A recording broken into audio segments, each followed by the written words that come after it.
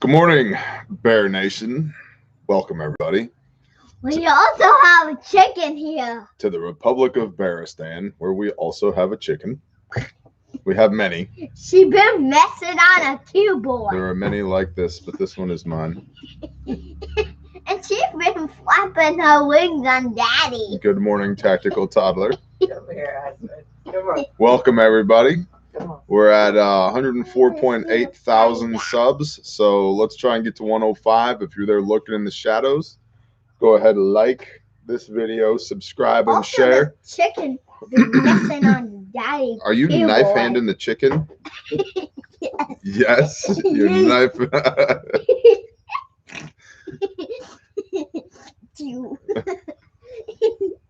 And chop his eye rope. Come on. Let's go get you some milk. Freaky Friday. All right, say bye to the people. Bye. Come All on. right, I'll see you in a little The bit. chicken said bye. Yeah, come on. So, as I was saying, like, subscribe, and share. That helps us in our battle against the YouTube algorithmic robots. Isn't that correct, Chesty Pullet? That is correct. Intel at Patreon. I'm sorry, Intel at bearindependent.com is where you send your intel, your good news, and your actionable intelligence from out there amongst the world. Intel at bearindependent.com. There's also a contact form on the website for Intel if you'd like to use that. And patreon.com. $1 a month, $10 a year to get started if you like. Whoa, Chesty. Hold on. We're naked chokehold. All right. Have you had enough? Say shalom. All right. Good. Now we can get down to business. This chicken is hell-bent on laying eggs on this porch. Is that dinner? Nope. Freezers are full. So.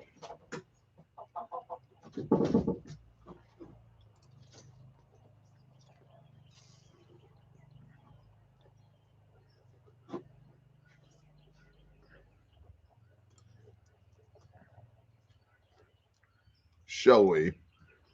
Shall we do the dang thing? Let's do it. Bear Independent, 20 November. Current issues. Multiple members of the Bear Nation across multiple states have noticed a slew of anti-gun legislation. Notably, Texas has an unusually large number of such proposed bills in the works. Literally, too many to list here. Remember to keep an eye on your local and state legislation. The election drama can become a bit of a distraction while legislation confounding the Second Amendment is pushed through the back door. Chicken, you better get some yonder. So Jared over at Guns and Gadgets has a video, came out 3 days ago or so.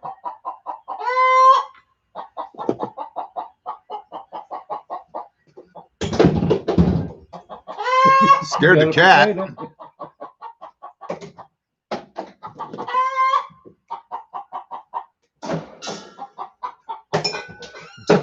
Run, chicken, run.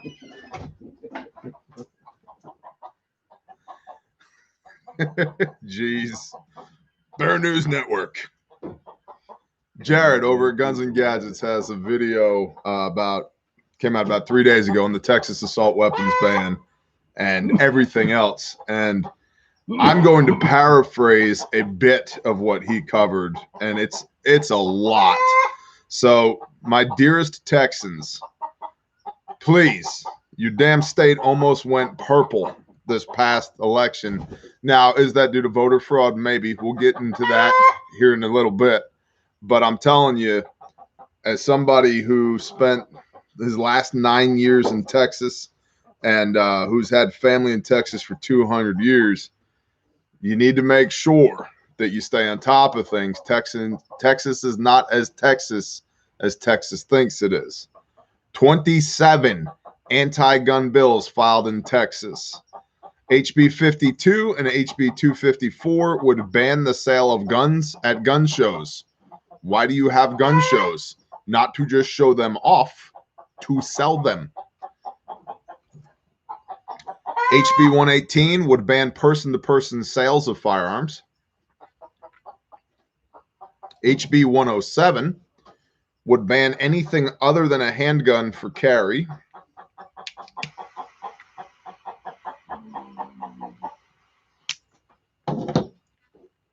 So no SBRs, no none of that. Just handguns for carry.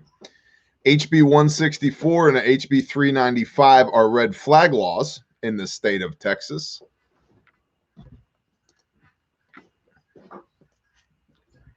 HB 172 and HB House Bill 241 are assault weapons bans that cover things like AR-15s, AK-47s, etc. Now remember, an assault weapon is an actual class of weapon, but it's a military weapon that is a select fire weapon. Safe 2-round or 3-round burst if you have a burst function, semi-auto, and full auto. Things like this back here are not assault weapons. They're safe and semi only. And of course, they were developed by the Armalite Corporation around 1954-ish as a modern sporting rifle in an anemic little subcaliber, an intermediate cartridge that's that big. So, yeah. So assault weapons is their term that has been politicized to mean AR-15, which the AR-15 and, civilian style AKMs, so forth and so on, are not. Let's see. House Bill 178 and House Bill 234 is a magazine ban, standard capacity magazine ban, 10-round limit on all magazines, and criminal offense if you possess magazines over 10 rounds. So, boom, felon. This sounds a lot like New York and California, not Texas. Well, that would never happen in Texas. Prove it. Please prove it. Don't just say that. Prove it.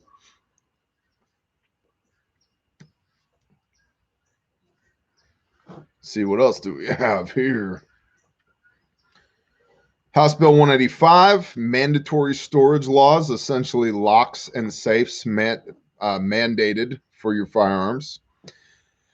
HB 196 repeals part of the stand your ground law in the state, sounds like it's adding a duty to retreat, meaning that if somebody is trying to kill you, you have to deploy your defensive weapon. You now, if this bill passes in Texas, would be required to try to retreat first before deploying your weapon and defending your life.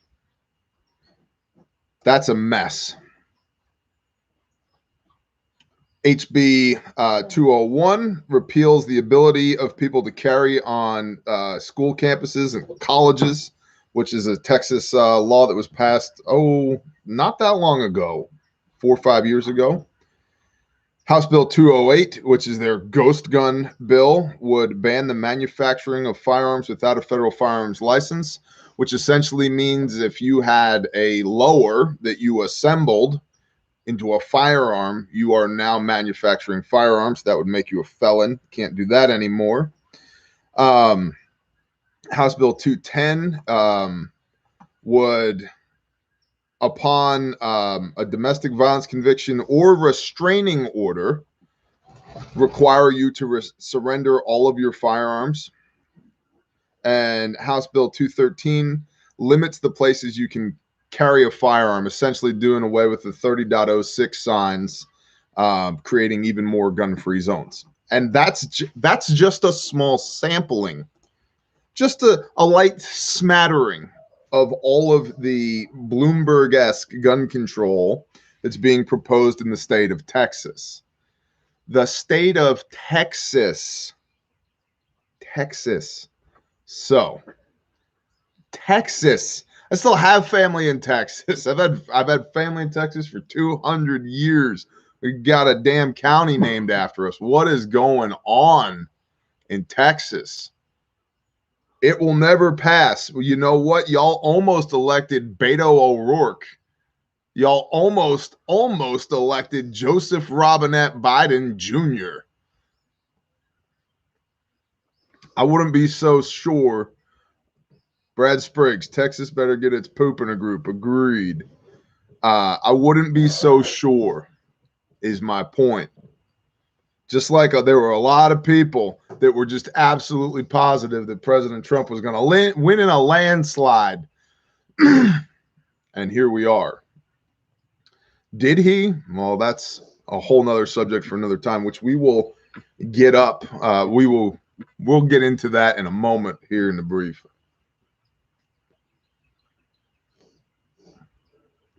Yes, Paula, we have tactical chickens. We even have a tactical chicken patch my wife came up with in the store and sticker.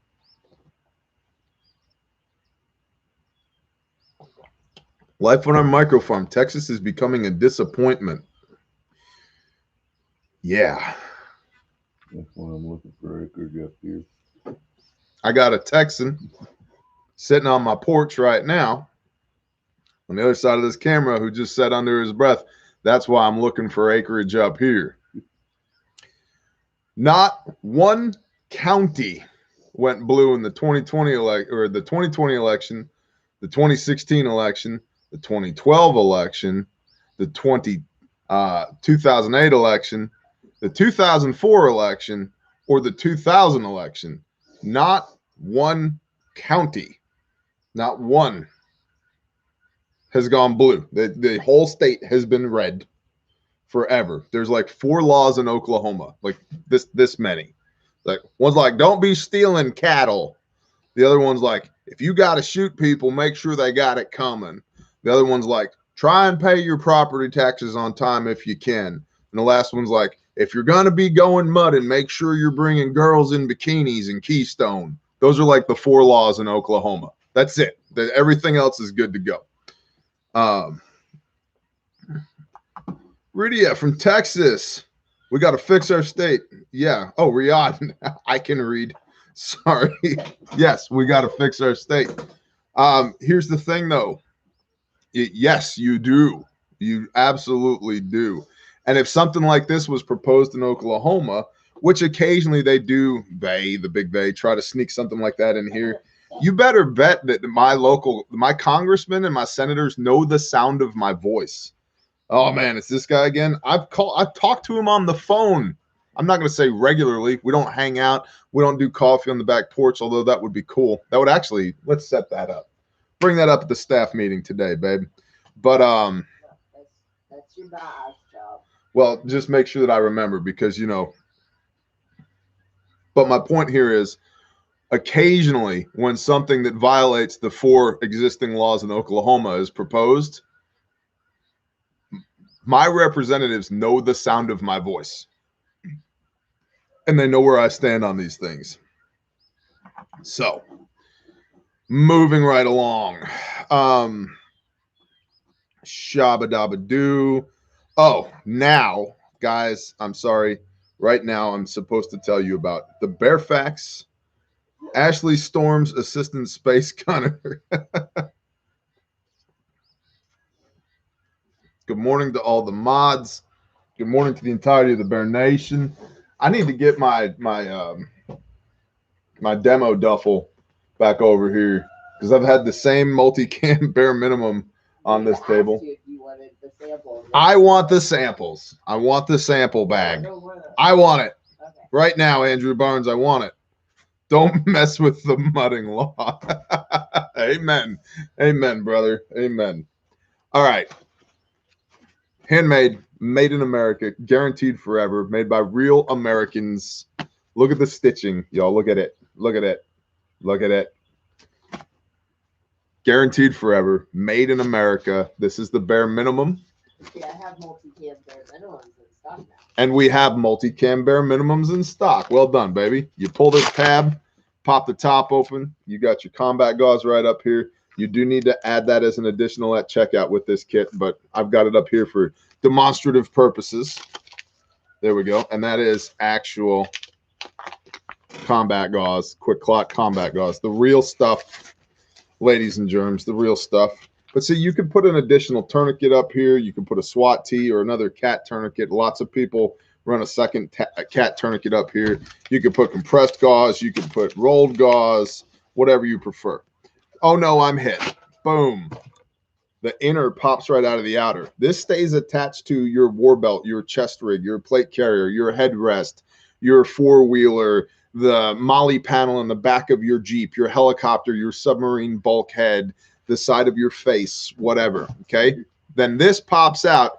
Now you have a purpose-built blowout kit in your hand. Boom. Pops open just like that. You can hang it up if you need to. We actually have a couple of cool pics that I got to get posted of one of these hanging up in a helicopter like this as they're working on a guy, which is super cool, so that they can see what they're working with. And believe it or not, a lot of like these life flights and Kazovac flights, they don't have this stuff. What they do have is like instrumentation, a bit of meds, and the ability to run fluids. They don't have trauma equipment. So, cat tourniquet, Gen 7 cat tourniquet. Pair of gloves, because if it's wet and not yours, don't touch it. Legitimate decompression needle. Find me another civilian kit that you can buy right now on the market that has a legitimate decompression needle in it. I'll wait. 6-inch North American Rescue Emergency Trauma Dressing, 1-inch surgical tape, and then down here in the bottom, you've got your shears, North American Rescue shears. You've got your nasal pharyngeal airway, 28 French with Surgilube. You've got your 2 5x9 gauze pads right here in the back, ready to go. And you've got not 1, but 2 high-fin chest seals right here in the back as well. So on your March algorithm, massive bleeding, we have tourniquets, and we have wound packing, and we have compression, pressure bandages. For your A in the algorithm, airway, you have literally a nasopharyngeal airway. For your R for respiration, you've got your chest seals. For your C and your H, which is circulation, you might, and in the BearFac, in fact, we do include, you have a Mylar blanket. And the reason we want to use the space blanket is to maintain the body heat, because the body temperature is critically important. It's much easier to keep you warm than it is to try and heat you back up again. And also, for every degree that your core body temperature drops, you lose half of your clotting ability. So if you have a major bleed and you're bleeding out and you're losing blood, which is causing you to get cold, which is causing you to no longer clot nearly as well, you start this circle of the drain. The more blood you lose, the colder you get, the worse your clotting gets. The more blood you lose, the colder you get, the worse your clotting gets. So space blanket would be your C for circulation. And then H is head injuries. And we have most of what you're going to be dealing with in a TCCC situation, tactical combat casualty care, is going to be cover the wound, or if it's the eye, cover the eye, apply an eye shield to tape it on. And essentially, because head injuries, with all of this, we're escalating to a higher level of care anyway. But essentially, it's cover the wound. So, but that could also be cervical, C-spine, something like that. So to stabilize the patient, so forth and so on. But the BearFac first aid kit has space blanket in it, has stuff, has small gauze for making iPads, so forth and so on. The bare minimum is purpose-built blowout kit for dealing with gunshot wounds. That's what it's for. So you can find all that at bearindependent.com. Use promo code BearNation, get you 10% off the kits, reduced pricing on the Cub Pro and on the Cub kit as well. So if you're looking for a winter holiday gift, perfect time of year to buy them. We've got stuff in stock, and we really, we've really stepped up our shipping game. Donna says, "Gotta tell you, homie, I really like Bear's hair like it is." Oh no. Thanks, Donna.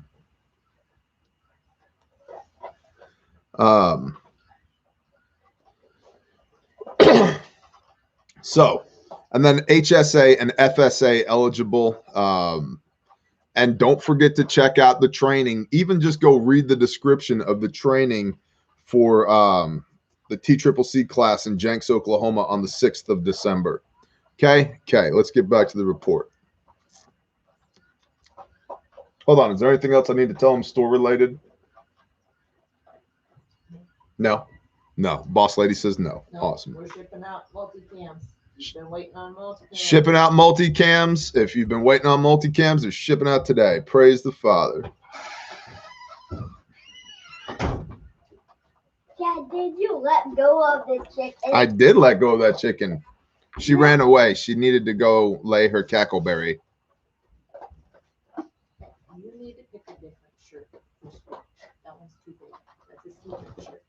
Still no bare bullets for sale in the store. That's because you require, I think it's a class 6 FFL in order to sell ammunition. Yes. So, all right. Back to the report. Let's see here. Reports continue about a pending trucker strike that would, quote, effectively shut down the nation's supply chain, end quote. This is another viral rumor that will likely amount to nothing at this point. First, it was said that it would occur on Veterans Day. It didn't. Then the date changed, sometimes to a series of dates, reminiscent of the viral rumors of Trump's enacting martial law circulating earlier this year. Truckers are not a single-minded, cohesive group of people. It is unlikely that a massive enough protest will occur with any significant success. However, panic buying is surging, and that is already impacting what is available in stores. Preparations should already be in place for limits, bare shelves, and their related cascading effects.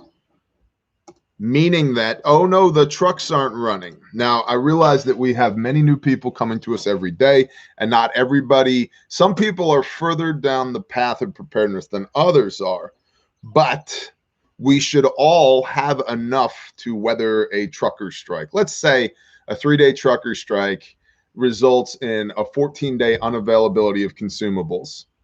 Everybody within the sound of my voice should have 2 weeks worth of whatever. Toilet paper, tampons, coffee, ice cream, beans, bullets, Band-Aids, whatever. Like that, 2 weeks is not a high benchmark. In fact, it's half of what DHS recommends you have. So 2 weeks.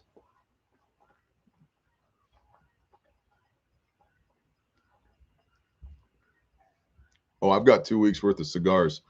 I actually, Cigar of the Month Club, which I'm a member of, they had a little oopsie in October. And so about a week ago, I called them up and I said, hey, y'all charged me in October, but I never received any product. And they said, man, we're so sorry. Yeah, we see that we had a hiccup. And I said, it's cool. I totally understand. We've got 3 businesses in a ministry. Sometimes stuff happens. And they're like, well, you have a shipment that's leaving today for November. I'm like, yeah, I do. They said, well, we'll just put the October in with the November. I said, that sounds great. Let's do it. And then it got here and I'm like, I need an igloo cooler to put all of these cigars in. So, using my data to listen to a bear infomercial, LOL.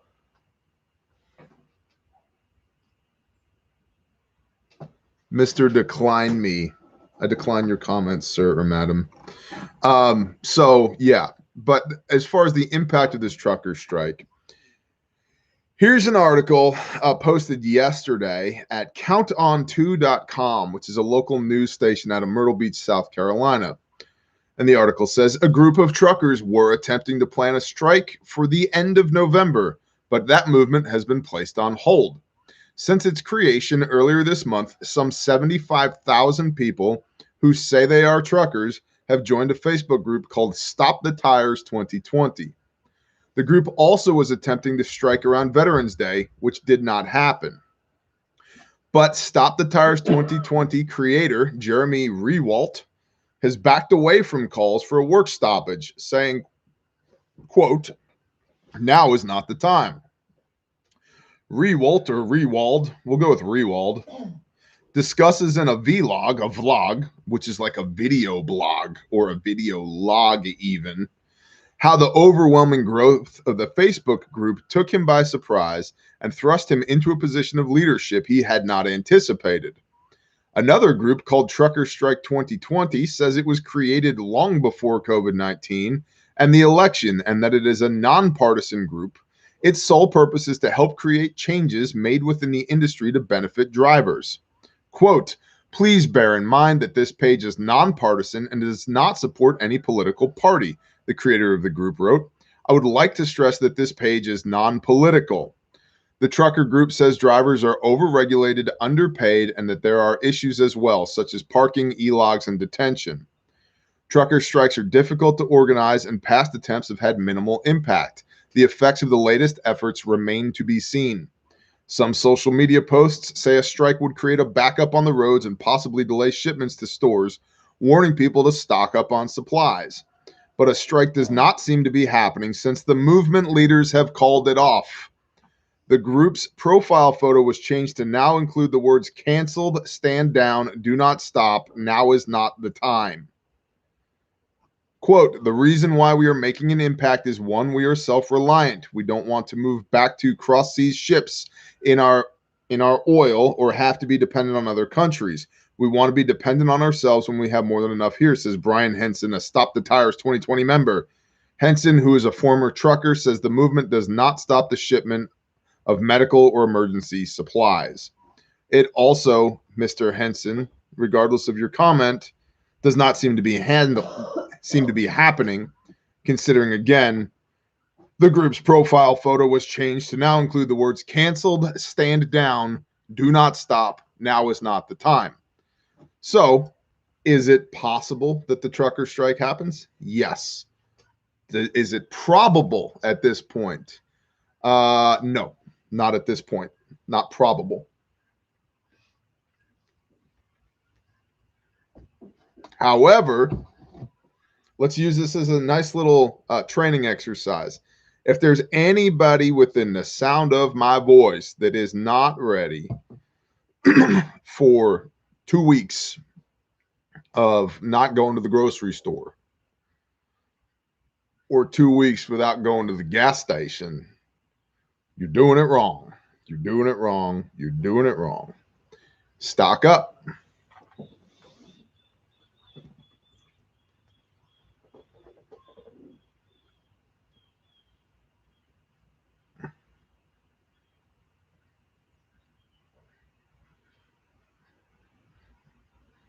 Trucker strike is probably a bad idea. Authorities would turn over logistics to military, National Guard. Bad plan. Perhaps. Good morning, Bad Wabbit.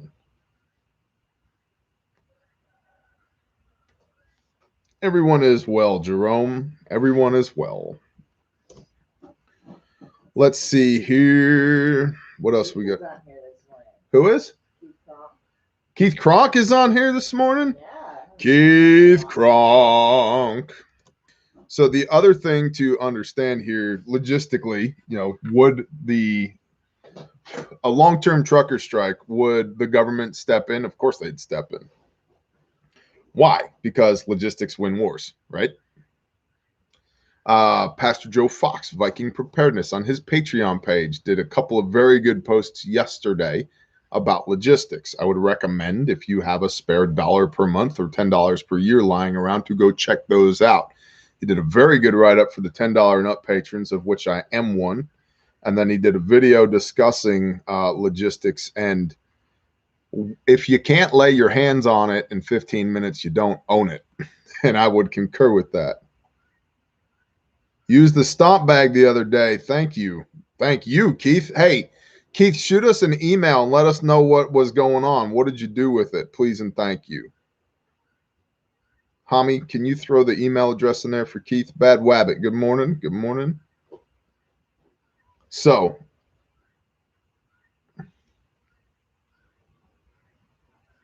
I don't know about this conspiracy that PJF likes ducks.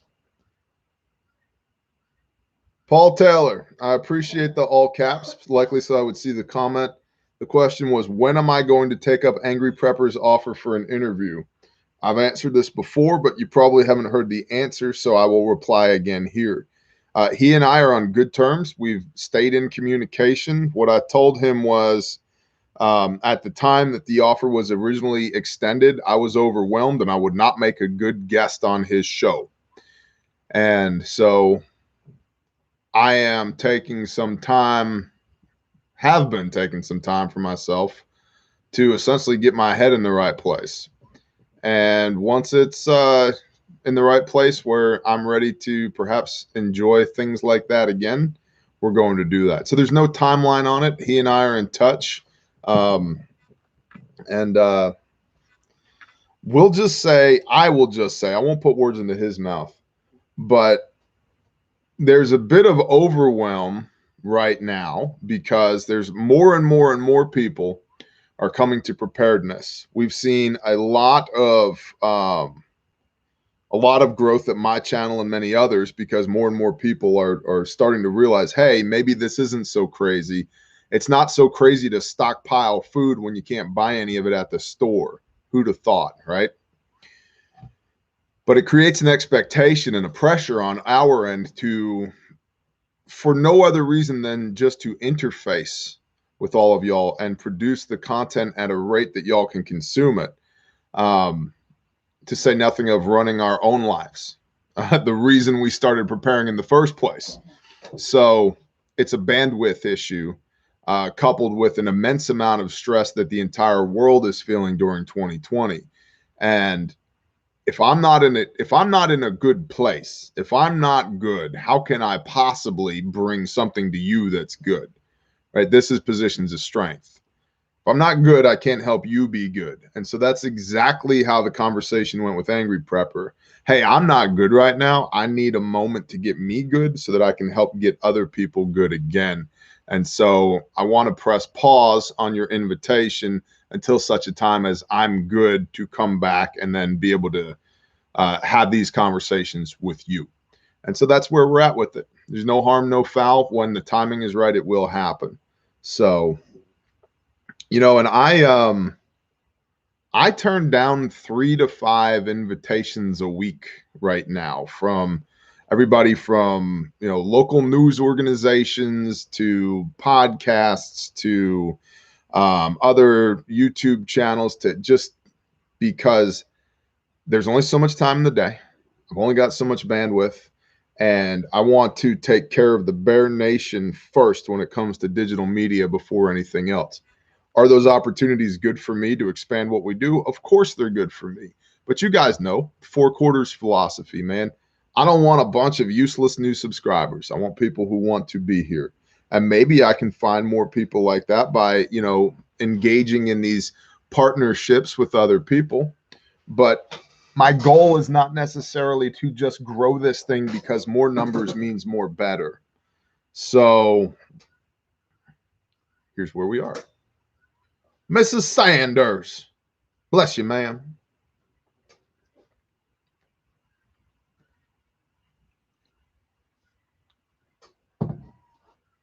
You're welcome, Paul. I mean, I tell you guys all the time, I don't want 105,000 followers. I want 105,000 leaders. I don't want you to be following me around, hanging on my every word. I want to the best of my ability, equip, encourage, and empower y'all to go out into the world where you are and be the light where you are. Moving right along. Let's see here. Oh, Giuliani's brief about the election results. Let's take a really quick poll here in the chat. My standpoint right now is I'm, again, kind of overwhelmed with this election and really only paying attention to major milestones in the election process. So I guess, yes, do y'all want to continue with that? The comment yes means we only cover the major milestones, or no, I want to know everything that's going on. Yes or no?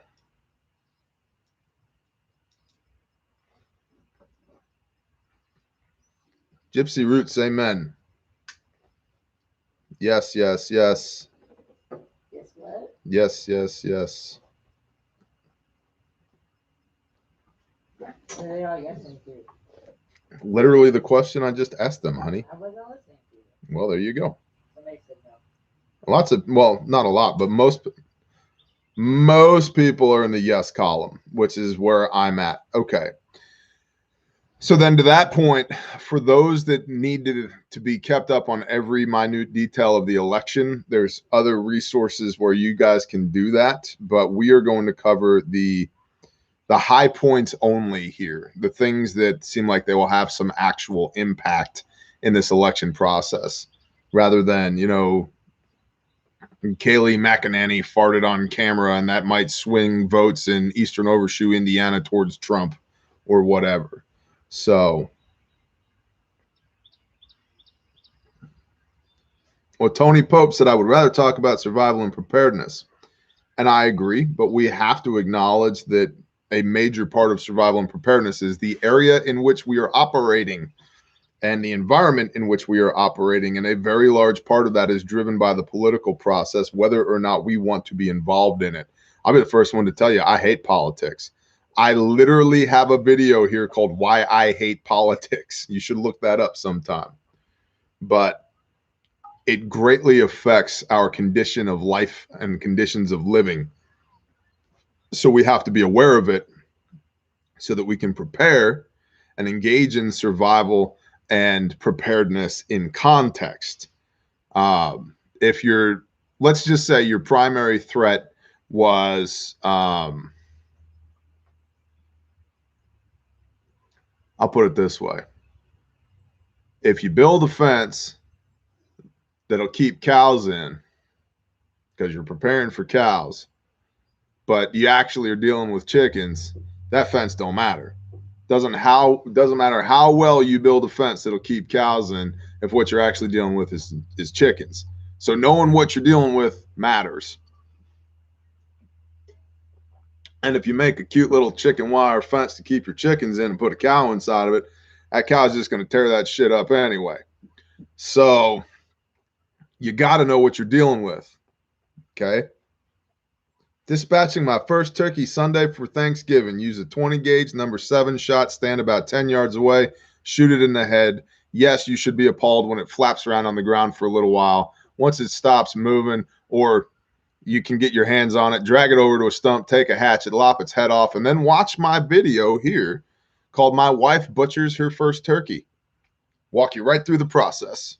Stem to stern, literally step by step. How do you butcher a turkey? We got a video on it here on YouTube.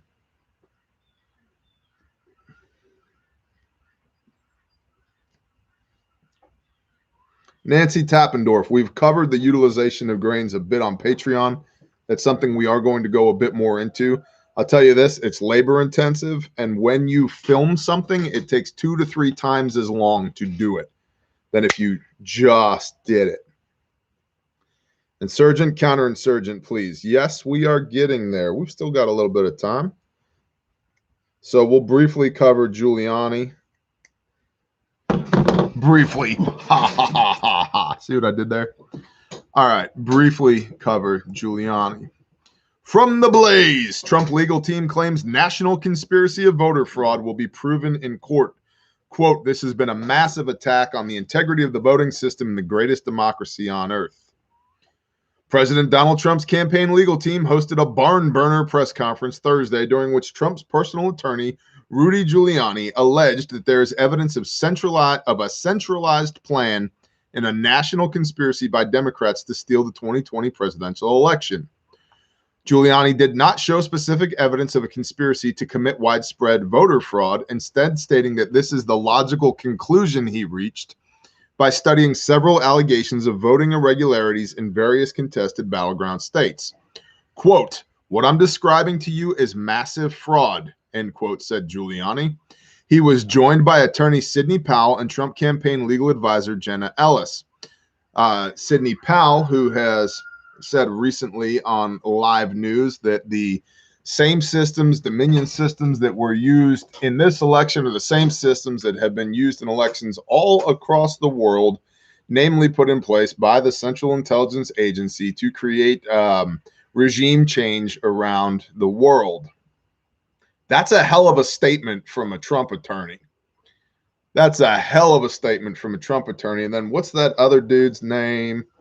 Oh, geez. Lynn Wood. Lynn Wood said that Trump essentially won 400 electoral votes in this most recent election, got 70% of the popular vote-ish. I'm paraphrasing here. And if this information is wrong, it's because I got it wrong, not because Lynn got it wrong.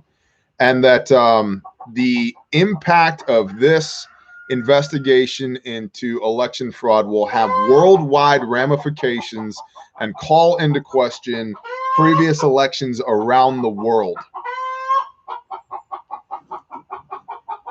So that's kind of a big deal. Trump's lawyers challenged reporters who claim there's no evidence of widespread voter fraud, insisting that the sworn affidavits in various lawsuits being undertaken by the campaign will prove in court that fraud not only took place, but was so voluminous that former Vice President Joe Biden's victory was illegitimate and will be overturned. The existence of the sworn affidavits is the evidence, they insisted. Quote, there's not a singular voter fraud in one state. This pattern that repeats itself in a number of states, almost exactly the same pattern, Giuliani claimed, saying the pattern suggests, quote, there is a plan from a centralized place to execute these various acts of voter fraud specifically focused on big cities and specifically focused on big cities controlled by Democrats. The allegations of fraud cited by the former mayor of New York City mostly had to do with mail-in absentee ballots, which he claimed were extremely susceptible to fraud, and irregularities in ballot counting, to which he promised sworn witness testimony will be provided in court. Giuliani said the Trump legal team is in possession of hundreds of affidavits that attest to fraud and chastised the press for neglecting to report the contents of those affidavits. Some of those affidavits have been made public and have been reported by the Blaze, and others, but most have not been released by Trump's legal team nor been presented in court yet. Quote, I can't give you all these affidavits because if I do, these people will be harassed, they'll be threatened, they may lose their job, they may lose their friends. We've lost lawyers in this case because they've been threatened, Giuliani told reporters. So we'll let that lie there for now, but suffice it to say the implications of that are massive, and this will be played out on the global stage in the theater of politics. And either way, we're still going to end up in the same place. One half of the country is pissed off at the other half of the country. I would prefer, very selfishly, if President Donald J. Trump got another 4 years in office. That may be simply delaying the inevitable, but if that means we have more time to prepare for the freaking globalists turning the freaking frogs gay, then so be it. That's fine. If we got 4 more years until the mothership comes out of the sky and all the little gray people harvest our kidneys for adrenochrome, so be it. Whatever. I believe it or not, I love my family very much. I don't want my children or my wife or any of the people that I love subjected to any type of tyranny, which I feel we have a much higher likelihood of having to endure under a Harris-Biden presidency rather than under Donald J. Trump. But at this point, there's not a damn thing any of us are going to do about it, positive or negative, other than prepare for the eventuality of either outcome, which gets back to what would you be doing differently if Biden was the president? Start doing that now. Start doing that now. If you're already doing it, do it harder, do it more, do it with more people. And I'm not talking about fornication. Don't go do it with more people dancing around, sky-clad underneath the full moon, worshiping false gods. That's some horse crap right there.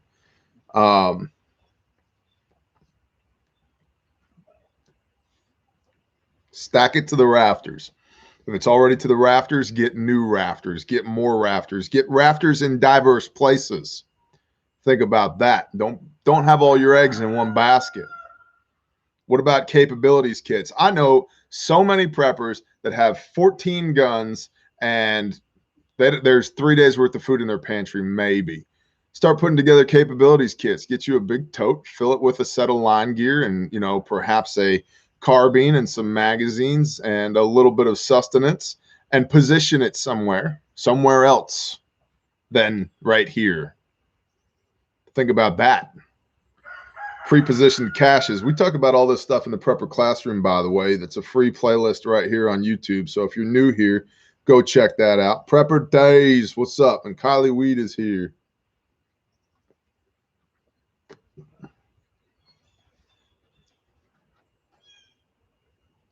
So, eat those bullets, dum-dum. No, I'll be eating delicious homemade bread and turkey and beef and lamb. It'll be delicioso. Let's see, what else we got? Construction materials report from the Bear Nation. Let's look at elements of an insurgency first. Y'all want to do some elements of an insurgency? Yes? Yes? With the thumbs up? Yes? Oh, yeah! Sandra Newsom said, oh, yeah! Sandra's all worked up. She's at her house. She's like, hell yeah, Bear, let's do it. All right, Sandra, calm down. I'm all fired up, Bear. Okay, Sandy, chill. Chill. It's going to be okay. Matthew's like, sure, I guess. Whatever.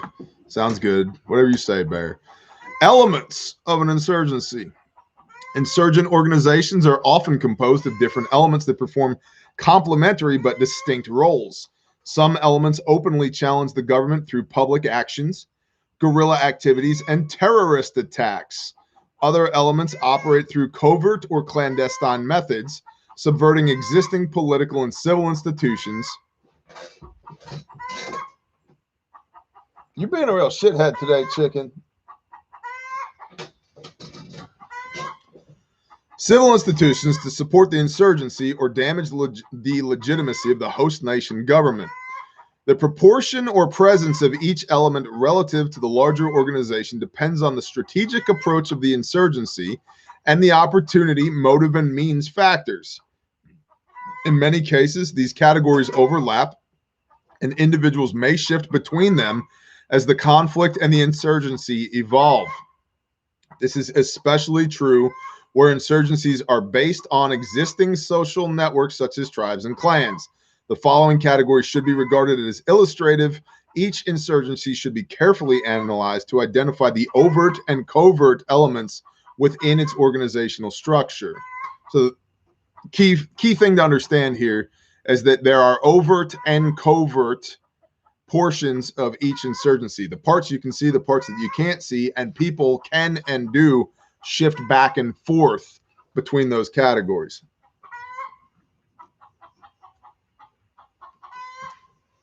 First category is political and military leadership. Leaders are the strategic planners and are responsible for developing the insurgency narrative. They usually exercise leadership through some mixture of force of personality, the power of ideology, public esteem, or personal charisma. In some insurgencies, what do we got right there? Okay, in some insurgencies, they may hold their position through religious, clan, or tribal authority. The leaders of movements based on religious extremism may also be religious figures.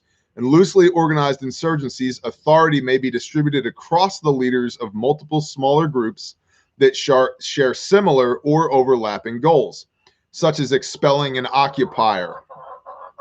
Within an insurgent group, responsibility for political and military leadership may be consolidated into a single chain of command or be divided across different individuals or elements of the insurgent organization.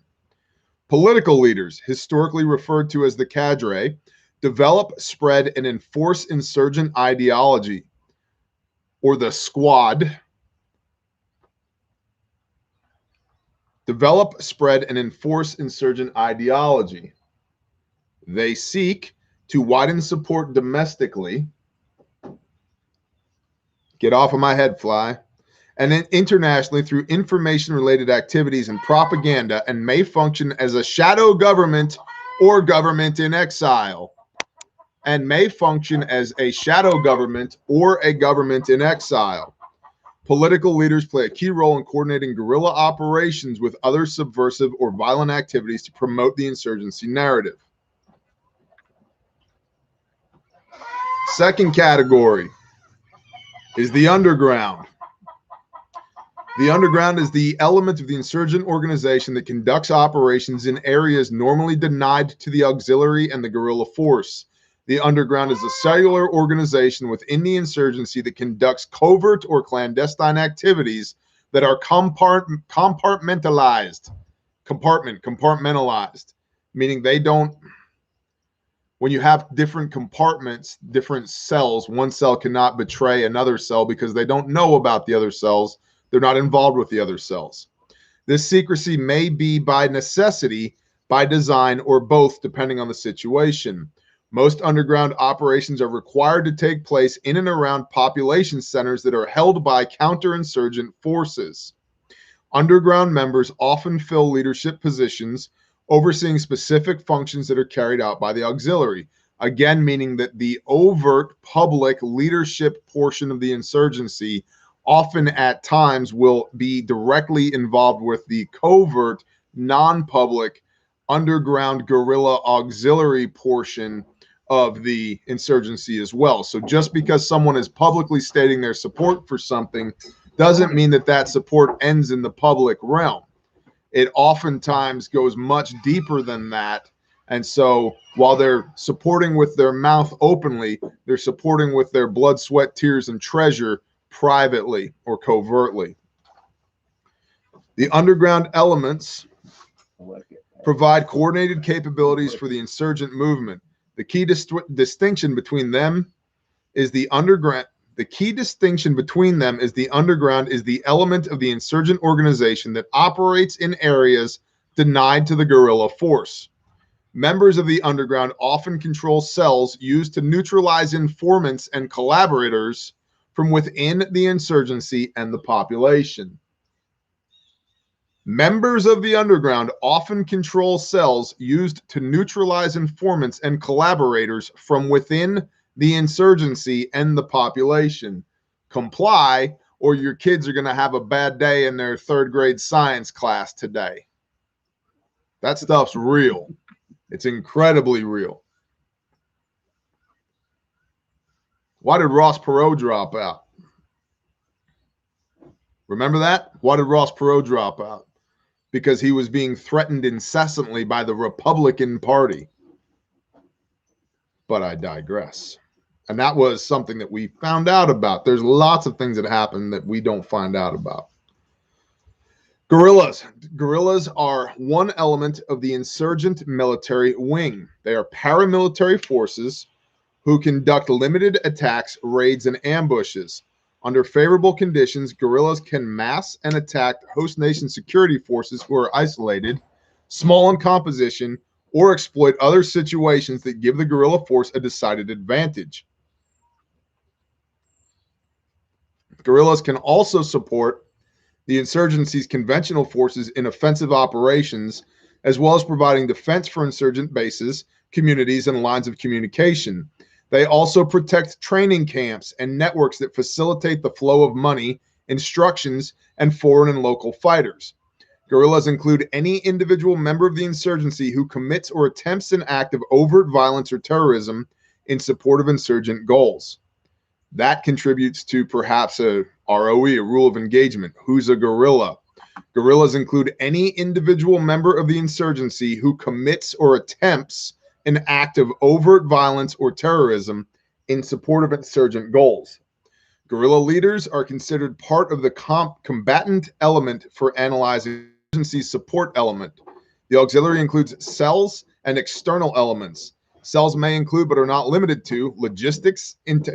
Take notes, people. I'm telling you this point right here. If you're thinking about how do I structure my mag, my tribe, my crew, my whatever, take notes. Auxiliary forces are the insurgency's support elements. The auxiliary includes cells and external elements. Cells may include, but are not limited to, logistics, intelligence, counterintelligence, propaganda, population control, and recruiting elements, ranging from sympathetic individuals who store weapons or warn of counterinsurgent force activities to major providers of finances or materiel.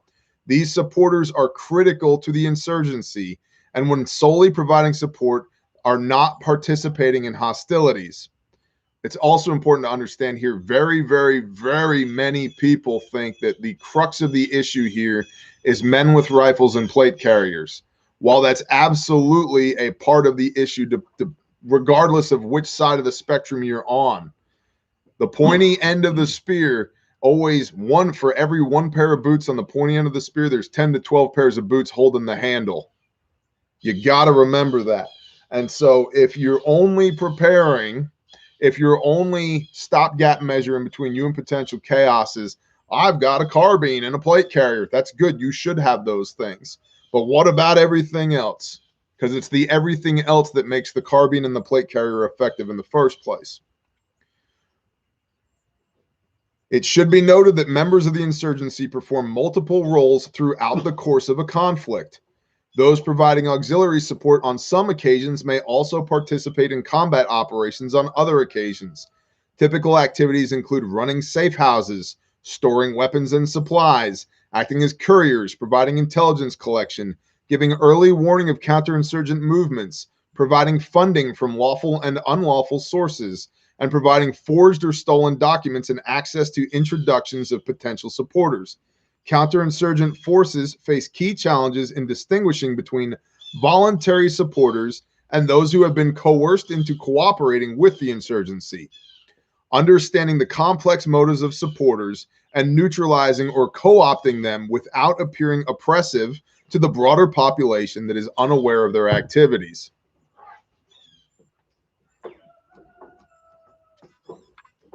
And then, trans-regional violent extremists.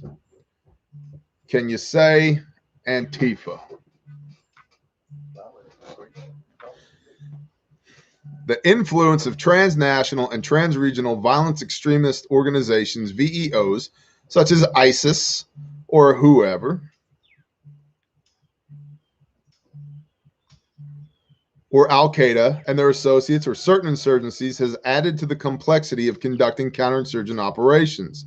The host nation and U.S. government counterinsurgency operation in a given country should analyze the potential for transnational and transregional terrorist activities and whether or not they are an acknowledged part of the insurgency. Get away from me, fly. Part of the insurgency networks in the affected host nation. The challenge posed by transnational or transregional extremists has been documented globally, and in some regions it crosses AOR boundaries. U.S. policy and strategy have designated transnational terrorists as terrorists and not as insurgents, even if one of their primary objectives is the overthrow of the sitting government in the affected countries within the region. Meaning here, and it goes way, way into mil-speak after this, but the point here being that the bad guys who are supporting the other bad guys may not necessarily be from the same team, the same region, the same country. And that's something that needs to be, people need to be aware of as well.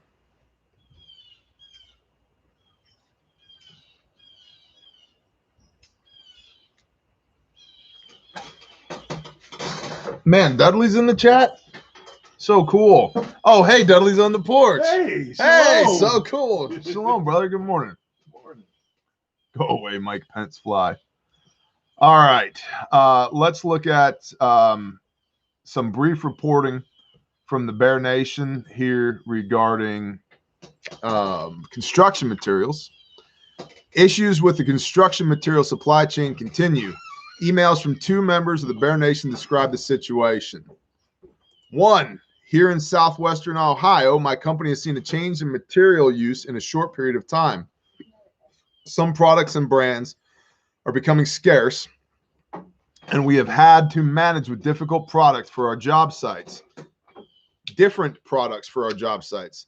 electrical materials including plugs and switches, service disconnects, and breaker panels. Other trades are short on materials as well, including siding, brick, plumbing, and even doors and windows. And another viewer says, here in the Charleston area, theft of construction goods has always been present.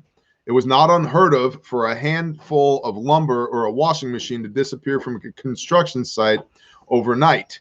However, in just the past month alone, October, one local company had $10,000 of windows and doors stolen from various sites and about $5,400 of lumber stolen from various sites.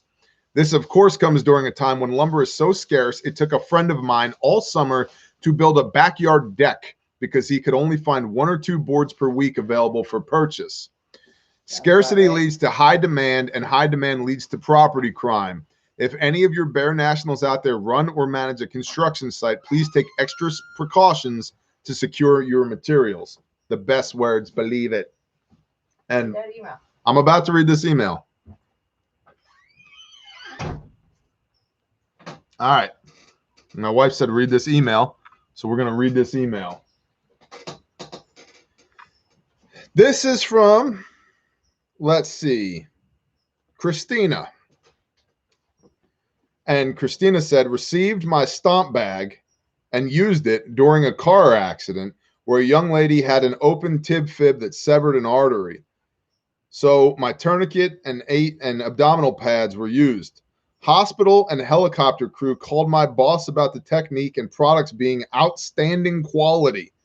Thank you so much for making it happen so smoothly.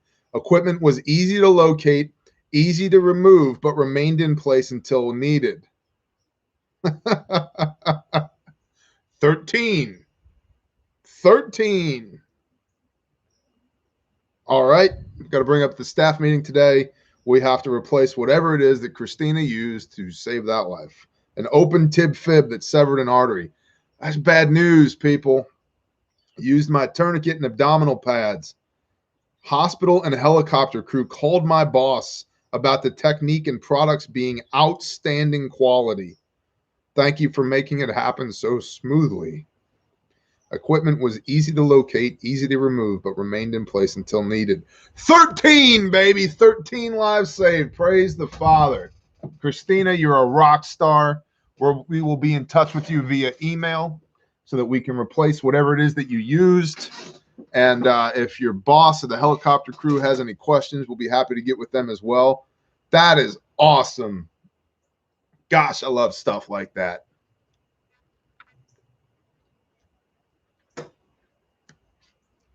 That is awesome.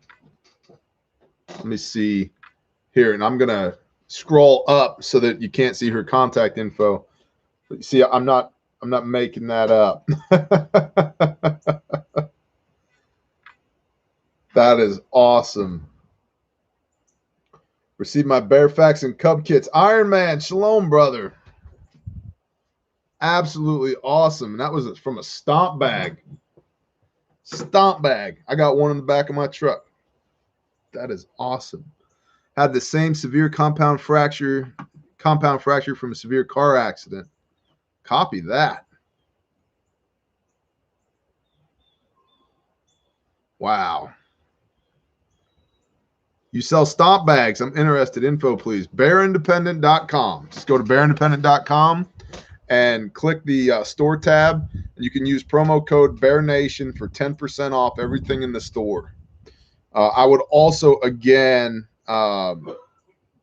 strongly recommend, especially if you're looking at a stomp level kit, that you come to the 8-hour class in Jenks, Oklahoma, because we will teach you how to use that stuff.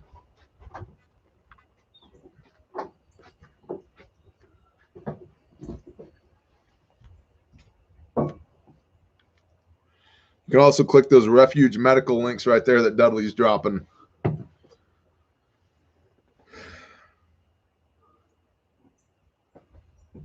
Cott in Canada loves you, Big Bear. Marco O'Connor, we love you back. That is awesome. Good job, Christina.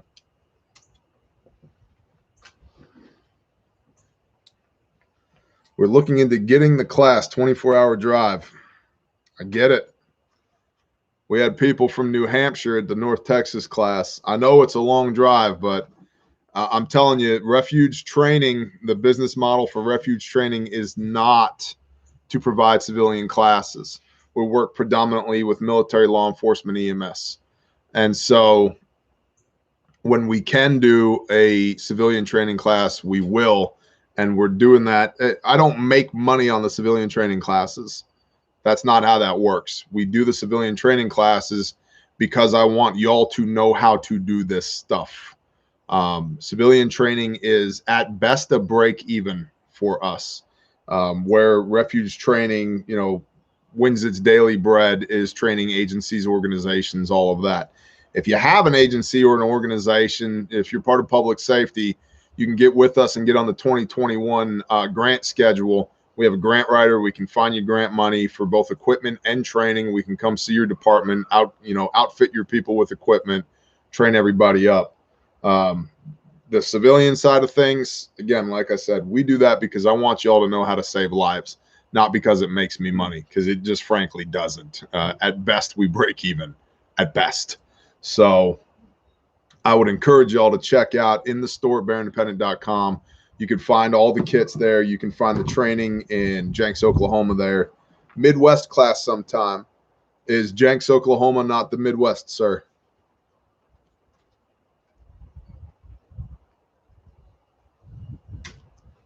Chris Cagle, there he is. I am, by the way, an LPN, first responder, and last semester for RN. Well, bless you.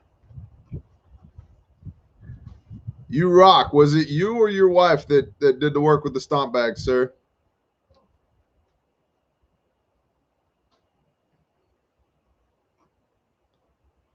Best sling for an AR. You can get it in the store, the quick sling at bearindependent.com.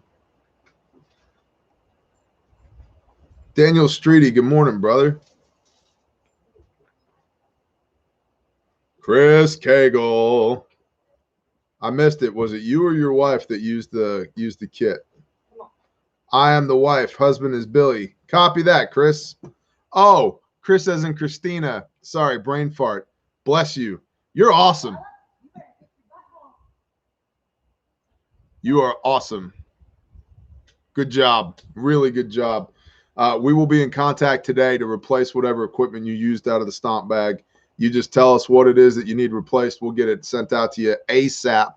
I'm super proud of you. I'm super, super proud of the stomp bag being used to save another life. That's freaking wonderful. I miss my AK too, Bad Wabbit. Don't worry about it.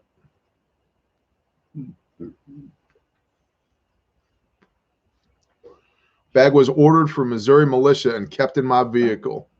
Amen. Nice to see a militia that's doing more than talking about doing the things. That's wonderful. That's awesome. You made my day. That's absolutely awesome. Let's see. Let's talk briefly about adventurefrontier.com. If you need your beans, your bullets, your band-aids, adventurefrontier.com. Spartan armor, 3+ level 4, anti-spall coating, triple curve, single curve, recon, mopsies. They got all the things. You can use promo code BearNation for $10 off your armor order, and they have excellent customer service. They have some of the quickest shipping times in the industry for body armor. They also have the best individual first aid kits in the industry there because they carry the Bear Fac and the Bare Minimum there as well. So please check those out. And if you feel like you need a fluffy bunny sticker or patch in your life, you can get those there at adventurefrontier.com. 13 lives saved. That is correct, Badger. Praise the Father. Adventurefrontier.com. We love those people. They're awesome. Please go check them out. Say, hey, NWA, customer service is awesome. Good morning, Doug Bucher. Amen. All right, Grindstone Ministries. Grindstone Ministries fall fundraiser. You can also go check out grindstoneministries.com. We have a fall fundraiser going on right now. $5 bill allows you to be entered into the drawing for over $3,000 worth of awesome tactical gear and Bear Nation swag and prepper camo gear. Just there's a whole video at Grindstone Ministries of me outlining everything that's in the giveaway. And it's huge. It's the biggest we've ever done. Like I said, over $3,000 worth of equipment. You know, plate carriers, ballistic helmets, an axe with a bear logo on it, over $1,000 worth of gear from Amendment 1 Preparedness, including canned ham radios, handheld radios, battery backups, custom Glock slides, Sanctified Supply Co. swag, Bear Nation slag, first aid kit from me, a 3-day assault pack, disaster coffee, hero soap, custom buffalo handled knife, several different books from people within the Bear Nation, and a ton of other stuff too. So please check that out at grindstoneministries.com. While you're doing that, don't drink Sanctified Supply Co. Drink disastercoffee.com. Wear clothes from sanctifiedsupplyco.com, and buy your prepper combo from Amendment 1 Preparedness.com, please. They all support us. They're all wonderful people. I know them all personally. We love them. They're phenomenal human beings. And like I said, I'm solicited 3 to 5 times a week to be on a show or rep a product or do this or do that. And you guys have probably noticed I don't do a lot of BS reviews of gear that people send me for free here. These are not the relationships that we foster here at Bear Independent. We foster relationships with real people that we know in real life that are really doing good things. And Disaster Coffee, Sanctified Supply Co., and Amendment 1 Preparedness are amongst those people. So please check them out.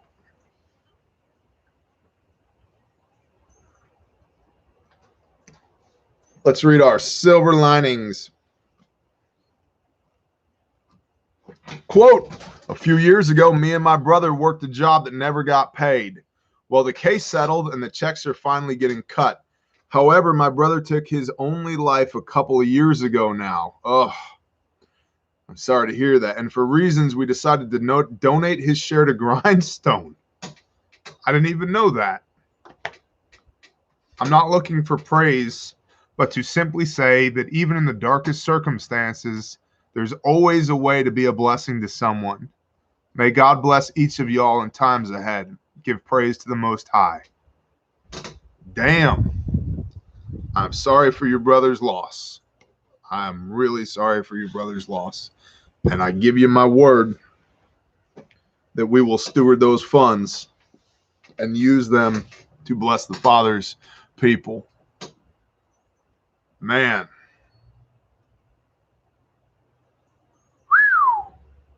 Right in the feels. Wow. You know, I don't read the silver linings until we're live. I never know what's in there until we do this. And I had no idea. I'm also going to murder this fly in a completely separate note. This fly going to die. Wow. I'm sorry for your brother's loss. I'm really sorry for your brother's loss. And I can guarantee you would rather have your brother than a check. I've been there. I need 2 hands to count the number of people that I've lost to suicide. I know how it feels. And so, thank you. And I'm sorry for your brother's loss.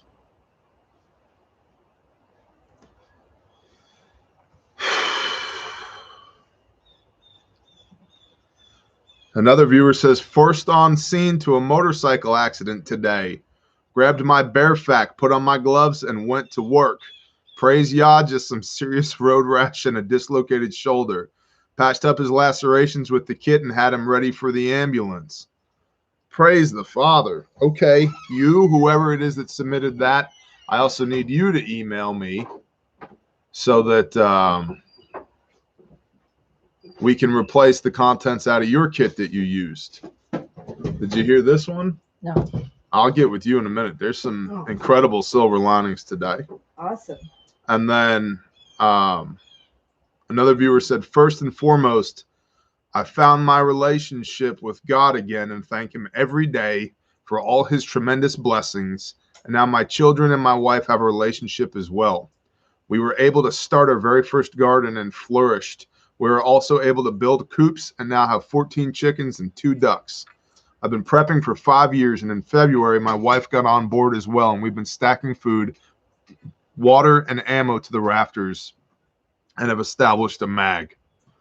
Praise the Father. Right to arms, you can't add a decompression needle. If we could have decompression needles in those kits, we would have them. If you want a decompression needle, you got to either order a stomp bag, a crash kit, a bare fac, or a bare minimum, or an adventure kit, or a combat lifesaver kit, or a smash kit, or a Mac 4 or a Mac 8, but you got to be law enforcement for that currently. So, yeah. Or go to North American. No. You can't without an account. All right. Wow.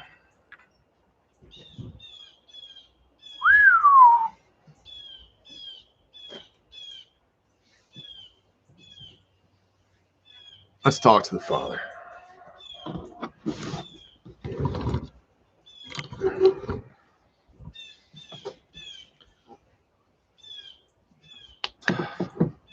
Good morning, Father Yah.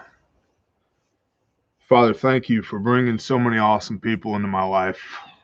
And Father, thank you for using this little YouTube channel to shine, Father, to touch so many people's lives, to save lives. And Father, those who have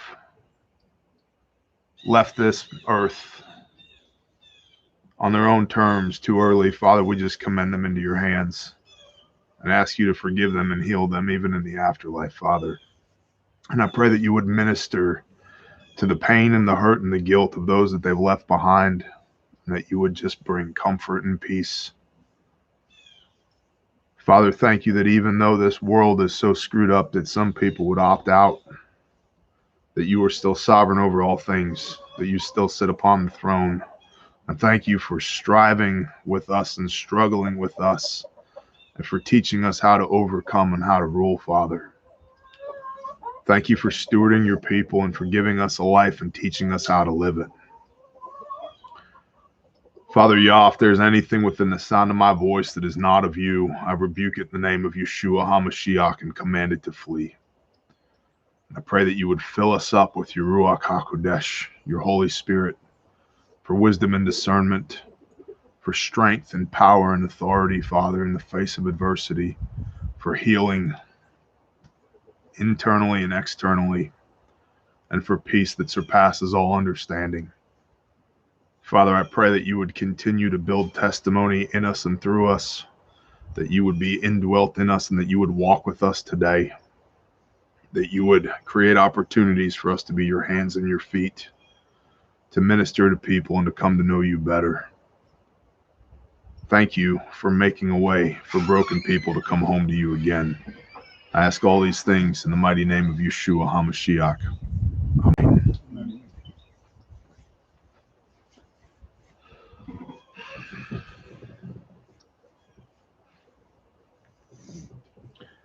Christ died for you, said that fly go and die Friday. Bless y'all, Bear Nation. Have a wonderful Sabbath, and we'll see y'all soon. Go do the things. Shalom, everybody.